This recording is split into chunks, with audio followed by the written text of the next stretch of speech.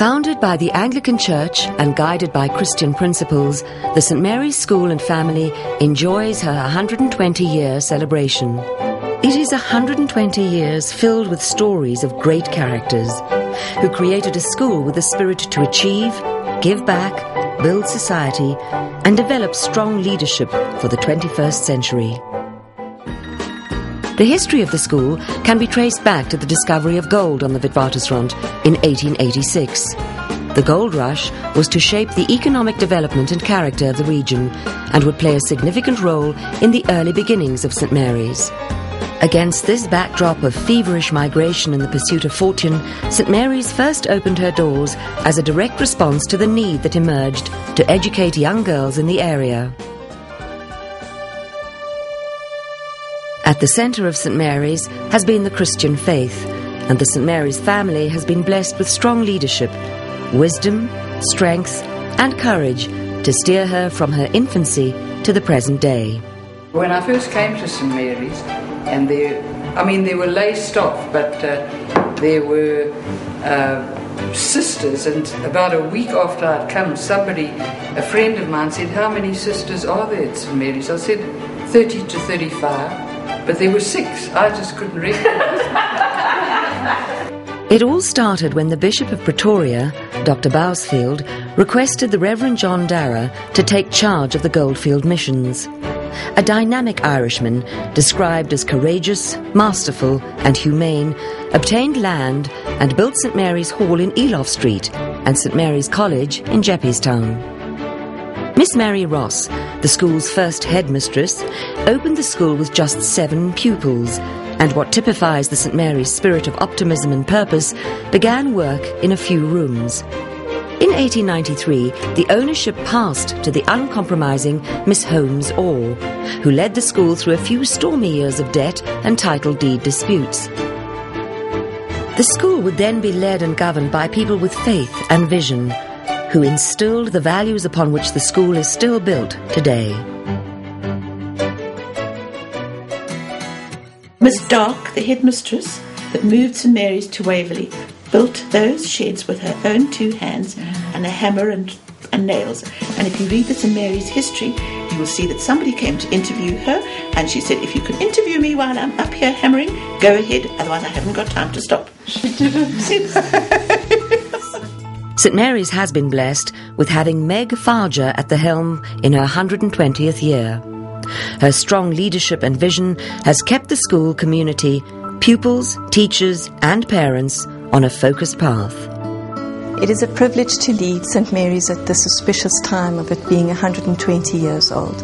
It's always been a fantastic school. It's been a school that has been inextricably linked to the history of Johannesburg and by implication the history of South Africa. After independence from England, there was a period of uneasy power sharing between the English and the Boers until the 1940s.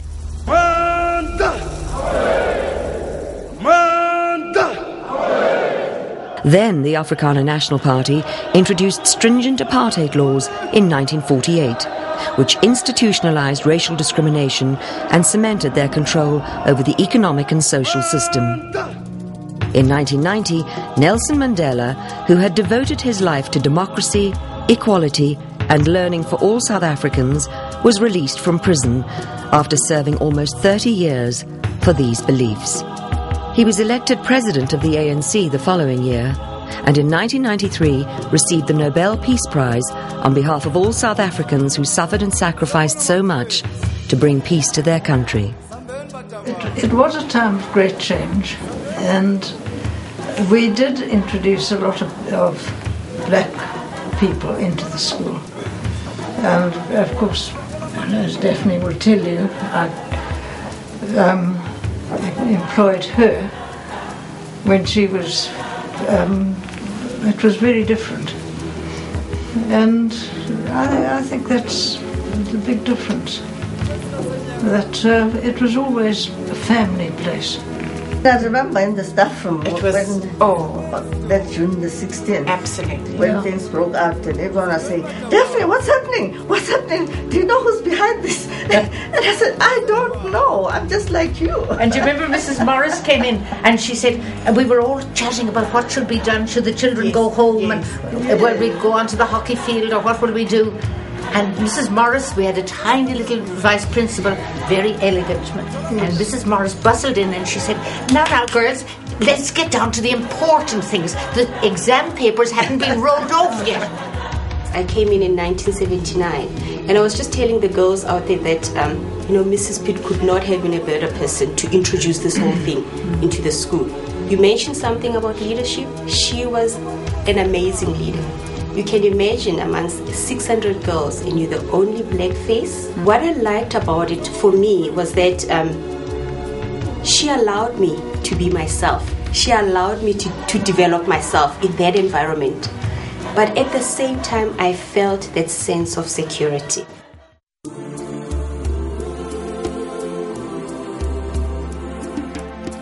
In 1994, the country's constitution was rewritten and free general elections were held for the first time in its history. With Nelson Mandela's election as South Africa's first black president, the last vestiges of the apartheid system were finally outlawed. Under the leadership of Philip Pator at the time, Philip Sandilands now, we put on a school play of Serafina, which was quite a political move at that time for a historically white school to put on quite a controversial play at the time. And the highlight of that entire experience was Mandela Came to Watch, and I think that was just a phenomenal moment. Our country's history, with its social and political complexities, would define the tapestry against which St Mary's would build her future and become the institution we know and are proud of being a part of today. We've been aware of the political struggles that we've had in this country, and I think we've produced interesting leaders. Helen Zille was a formidable pupil. She was very serious, very motivated, and quite strict, even with the staff. I had a set too with Helen about something. I really can't remember what it was about. And she said to me, I want to tell you, Miss Nathan, that my father has always told me, never explain, never apologise. And I said, well, Helen, don't know how you're going to end up in life with that attitude. Well, now we know. There's a strong focus on the individual at St Mary's. The girls are encouraged to be the best that they can be. It is important that they're exposed to many facets of life in order to find where their passion lies. I think the overriding value for me at St Mary's is respect. I think every girl was respected for what they were good at. You never felt like, oh, because I wasn't a good swimmer, I'm not important. St Mary's offers a wide and challenging curriculum to prepare her pupils to be responsible members of society, able to pursue their chosen careers with success, to think and act independently, and to be adaptable. The school endeavours to instill in them a sense of self-worth and responsibility, encourage their talents, and help them to achieve their full potential as individuals. Standards have always been very high at St Mary's, with the aim being to provide an holistic education offering the 4 core pillars of education: academic, sport, cultural and spiritual. Again, if we go back to how the school started, many schools in 120 years ago were about girls doing embroidery and dancing and doing pretty and very feminine things. Not St Mary's. They had maths and science and French in the curriculum right from the outset, which I think made a very interesting academic statement. No, you talk to South Africans who went through a government system. They had to study the Great Trek every year and their eyes just glaze over.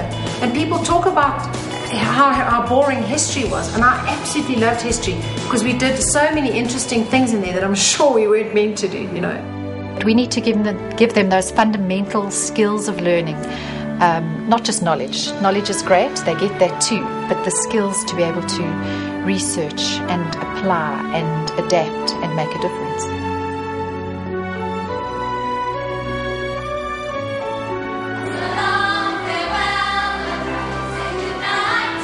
The girls at St Mary's enjoy a rich cultural life. The school is privileged to have passionate and talented teachers dedicated to the creative arts, which develops our girls' spirit and contributes to that magic which is St Mary's. I sort of loved school. I used to get teased. I don't think I missed a day in my life. I loved it.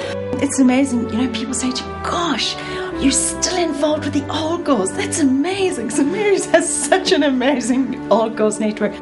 And I think we're one of the few schools where you'll find girls walking down the corridor and breaking out into song. And I think that is what sets a St Mary's girl apart. You never know when she might break out into song, even at an inappropriate moment, which is just lovely.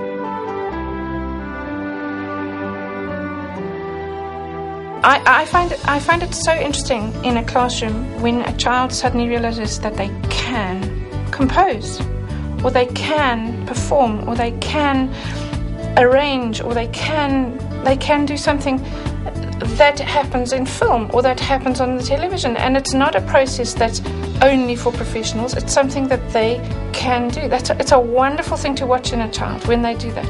1, 2, 3, 6! Sport is an absolute vital part of education. Every child needs to, first of all, be physically active, but apart from the physical attributes, obviously the disciplines, the teamwork, the fun, the sacrifice, the commitment, and just generally the opportunity to get out of the classroom and experience very many different aspects of life through their sport. There's no doubt that at St Mary's, all these efforts, fantastic facilities, we're now introducing our huge swimming pool, quality coaches, and of course incredibly determined girls who are prepared to give of their best at all times. Our whole objective at sport is, while pursuing excellence, is to allow the girls to be the best that they can be and ultimately reach their full potential in whatever they choose to do. I think the spirit of the school, you know, whether you were a third team hockey player or a first team, in your team you just had that spirit, you fought so hard for your school. It was just an opportunity for everybody to do whatever they wanted to do at whatever level they did, and really have fun. It's wonderful to have something that has stood the test of time, that is a value system that holds people, embraces them, but allows them to push boundaries. And we're very, very lucky that we know who we are. We know that we are an Anglican school. We know that we abide by Christian principles and a Christian ethos. And so we're not floundering in the dark trying to make sense of this volatile world. We've got a faith, and we can always go back to that. At times of difficulty, it's always there. The chapel on site, the regular chapel services that we do have with Father Bailey, the love he shows the community and the girls is just what makes St Mary's special. The girls are taught to be caring, and they understand this. They do it. They're taught what love is about, and the studies that Father Bailey imparts to all of us, I think, create this kindness and this absolute environment where many people say there's something different about St Mary's. And to me, that's what it is. We had a new girl come into our class, and she'd come from a very, very difficult background. She'd been expelled from school. She really, it was a desperately sad situation. And Mrs. Pitt brought her in, and she called us in without the girl. And she said to us as a group of girls, you know, in order for this young girl to have a chance, you have got to make her feel loved and make her feel wanted. And it's very difficult for her. It's going to be difficult. But make her feel part of this community.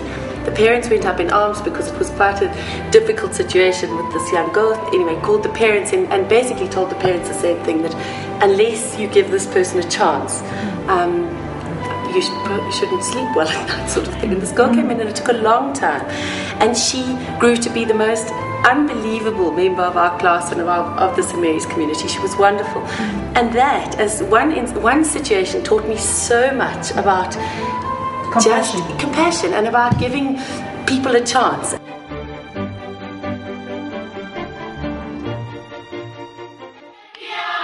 St Mary's has always been aware of the broader community and of those in need. The school supports a variety of outreach programs that touch many lives. The key to St Mary's success is the calibre of people within her community, the pupils, staff, parents and board who live by and teach values of dedication, commitment, passion and care. The school is so privileged to have the calibre of people that it does have holding the school together. I'm a strong believer that the board of a school, the council of a school, is the key factor in a school's success. The teachers at the school are committed, they're passionate. Sometimes they're off the wall and just encourage the girls to be off the wall themselves and to think beyond the ordinary. There's a lot of positive energy that goes into caring for each pupil, and I think that lesson is taught and carried out of the school as well. There are fantastic people at the school, and then of course that's supported by a really wonderful parent body. But the best part of all at St Mary's, and I think it has been for 120 years, are the girls. They're just fantastic. And I've always absolutely loved the girls. They've always been really, really special girls. We've had obviously some difficult girls, but they've really been in the minority. And they've been down to earth and such fun to teach.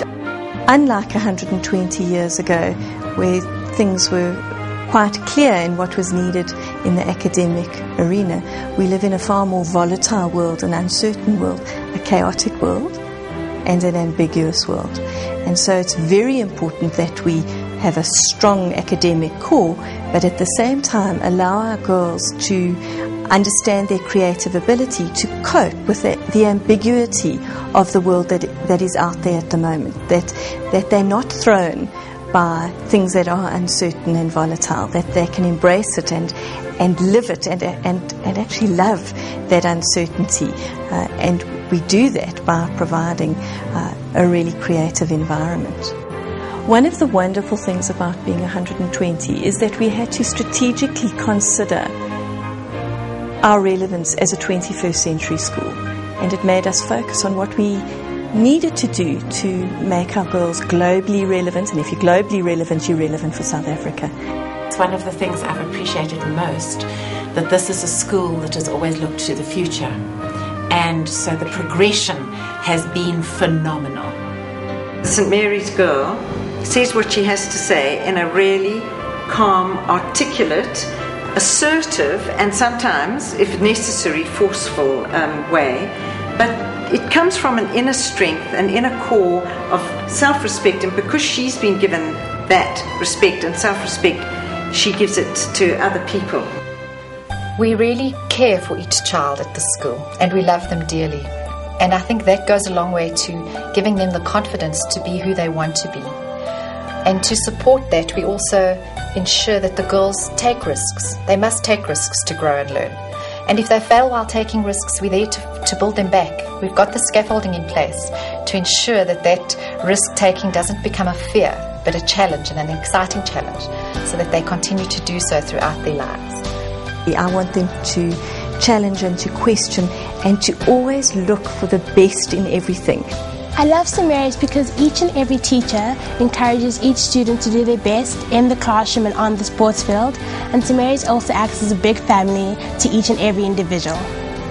It's just a wonderful school to be at. I feel really safe at St Mary's, and I just have a lot of fun during break and through all the day.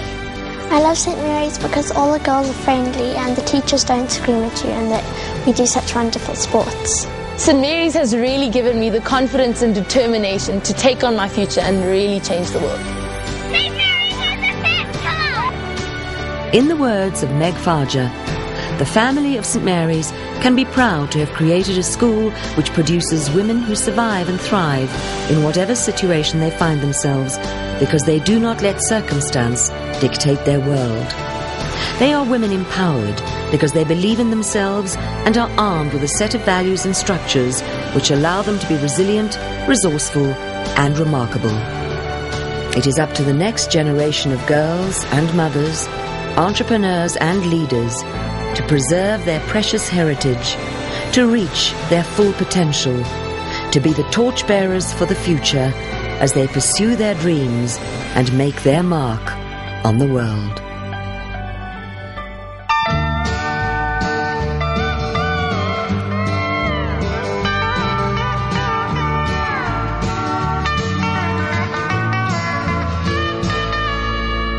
Teach your children well. Their father's hell did slowly go by, and feed them on your dreams. The one they picked, the one you know by. Don't you ever ask them why. If they told you, you would cry. So just look at them and sigh.